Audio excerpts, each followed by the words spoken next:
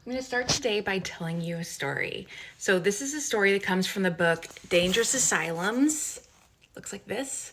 Edited by Rob Mimpriss. And the story is called The Elves and the Shoemaker. I know the doctor by his footsteps, the knock and brush of his shoes, the favoring of one foot as he walks the corridor towards 7. How are you doing today, David? I hear his words, but my tongue is buckled to the sole of my mouth. I know the doctor by his footsteps, slower, more measured than the others. You're shoemaker by trade, David? He consults a clutch of papers. I catch glimpses of the script, but cannot lace the letters into words. You lived in Lonaber? I nod. These are not really questions. He holds the answers in his hands. Are you sleeping well? I shake my head. The other inmates cry in the night, and the nurse's shoe taps scales up and down the corridors. When I sleep, I dream, and in my dreams, I am home, pulling an upper over the last, attaching it to an insole, smoothing out the wrinkles and nailing it in position. I'm surrounded by tools, pincers, hammer, lapstone, rubbing sticks, and from my table, I can see our own shoes lined beside the door. 7 pairs. I know the doctor by his footsteps. Sometimes he's accompanied by an older man, another doctor, whose keen, stamping gait thumps a warning on the floor.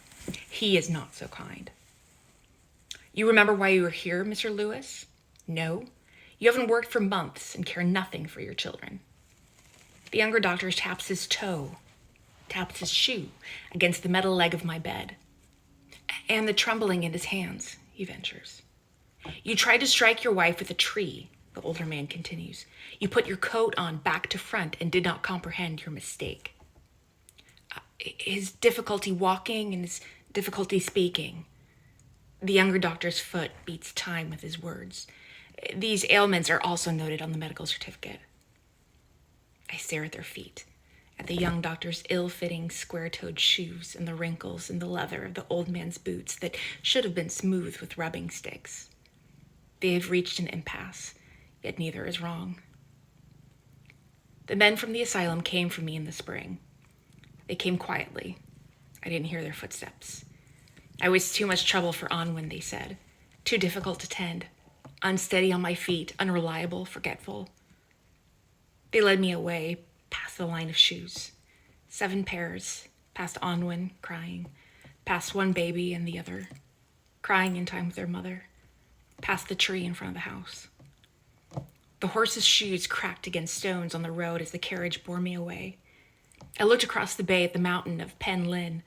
I opened my mouth to let the salt crust my tongue, and I tried to hold it all in my head. The smell, the taste, the squawk of the gulls, my house, my family, my childhood memories. Listen for footsteps in the night, my father used to tease when I was a boy. It will be the elves come to help the shoemaker.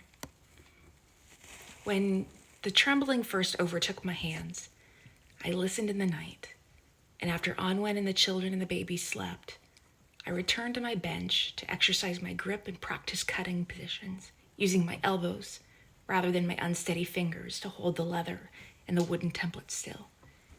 Temporary modifications, I thought, until I recovered.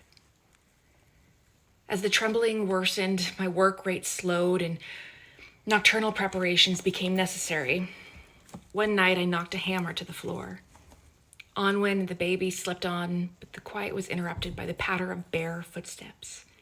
Evan, Gareth, and Hugh, my dear little boys. Go back to bed, Berkin Bach. What are you doing, Dad? I bent to retrieve the hammer, but my hand was locked in a spasming knot. What's wrong with your hand, Dad? Why are you cutting the leather by candlelight, Dad? Shall we help you, Dad? Shall we? The younger two held the leather still while Evan edged the knife around the wooden template. His cut was rough, but better than mine. In the nights that followed, they slipped out of their bed, and while Onwin and the 2 babies slept, the 3 little elves worked like the elves in my father's story, cutting the leather with their small, steady hands. The nurses discuss my case as they feed and change me, wondering about my physical condition and my domestic affliction. Which came first, the chicken or the egg? Sometimes they address me directly in sing-song baby voices, and I remember Onwen and home and some other things. And I remember the scarlet fever. I remember my dear little boys. Tongues bright red, pitted like strawberries, their skin toughening with the rash as it spread. I remember the shivering, the vomiting, the barking cough that scuffed their throats. 7 pairs of shoes by the door. 1 pair, 2 pairs, 3 pairs, empty. The older doctor's keen, stamping gait thumps its warnings on the floor. Can you extend your tongue, Mr. Lewis? No? Can you stand? You must make an effort. Help him, nurse.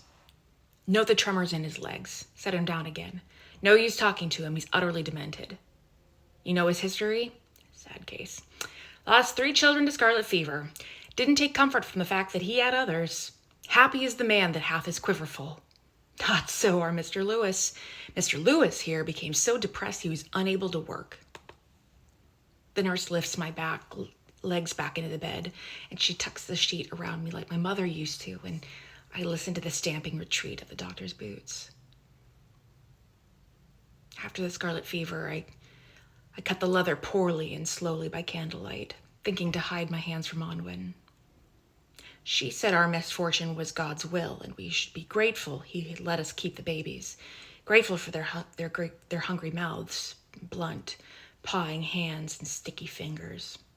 I wish he'd taken them instead. The weeks of quarantine were quiet without my dear Bechenbach. I sat the bench for habit's sake, cutting and sewing and hammering, all beyond me. Onwen grew watchful. She paused beside the bench, occasionally reaching to steady my fingers.